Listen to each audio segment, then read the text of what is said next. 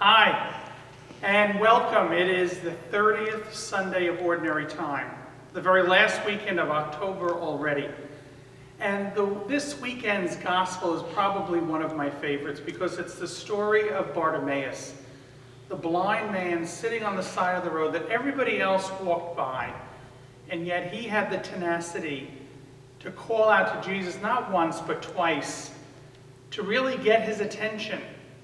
And then Jesus, in a very earthy way, was able to heal his blindness.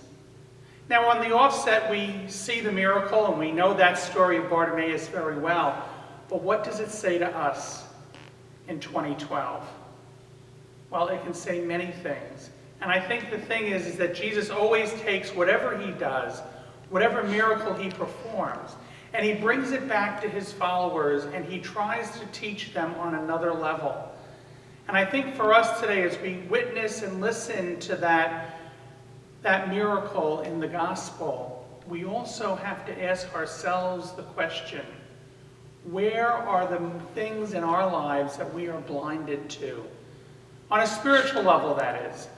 We may have known people that have been physically blind, but what Jesus is trying to remind us is that our journey with him, sometimes we are blinded by all the things that he wants to show us, by all the things that he wants to give and have us experience. The great news is that Jesus always meets us where we're at. But we still have to call upon Jesus' name and say, Lord, help me in my blindness. Help me see the things that you want me to see. Not just what I need or not just what I want. That's the challenge, because that's scary for us at times. We don't want to change. We don't want to take that step of faith.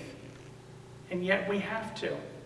This past weekend, there were a number of women from our parish and St. Luke's that took that step of faith to say, I want to find out more about my journey with Jesus. I want to find out more about my relationship with him.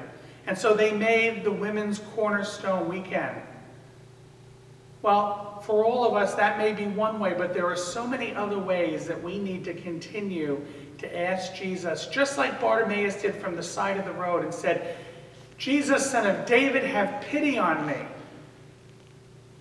Well, we can say the same thing. Jesus, have pity on us.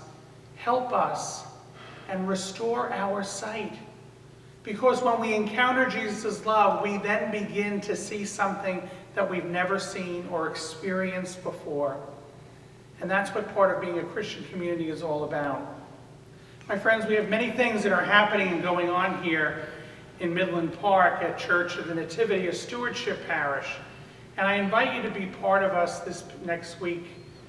We have, next weekend coming up, we have our anniversary dinner dance where we celebrate all the special anniversaries, 5-year anniversaries of people, 5, 10, 15, and 20. So we ask you to pray for them as we try to strengthen them in their commitment and in their vocation. We also next week have coming up on Thursday is November 1st, All Saints Day. And we have 3 masses that day, 12:10, 3:30, and 7:30 p.m. All those masses will be in the main church. The following day is our Feast of All Souls, where we pray for all those that have gone before us. And then that Sunday at the 12 New Mass, we have a special Mass of remembrance to remind us of all the people that were buried from our parish this past year. It's always a very moving and special liturgy for all of us. And so I invite you to be part of that too.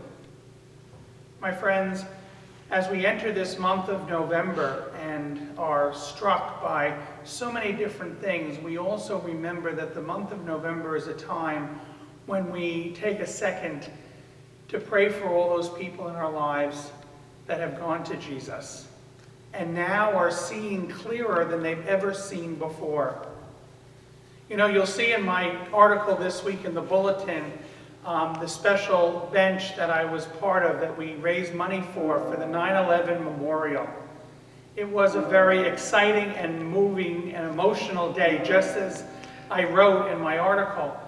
But more importantly, It was a day that opened our eyes once again to the peoples whose lives changed all of us forevermore. It helped make us more appreciative and a more grateful people for what God has given us. And when we can see in a moment's notice that we don't know the hour or the day that we are going to leave this world, it makes us live in this world with an urgency and a deliberateness in everything that we do. So my friends, let us continue to pray that our eyes will be open to all that God has in store for us. And let us not be afraid, but let us together, not as individuals, but as a community of faith, walk towards Jesus' new light. God bless you.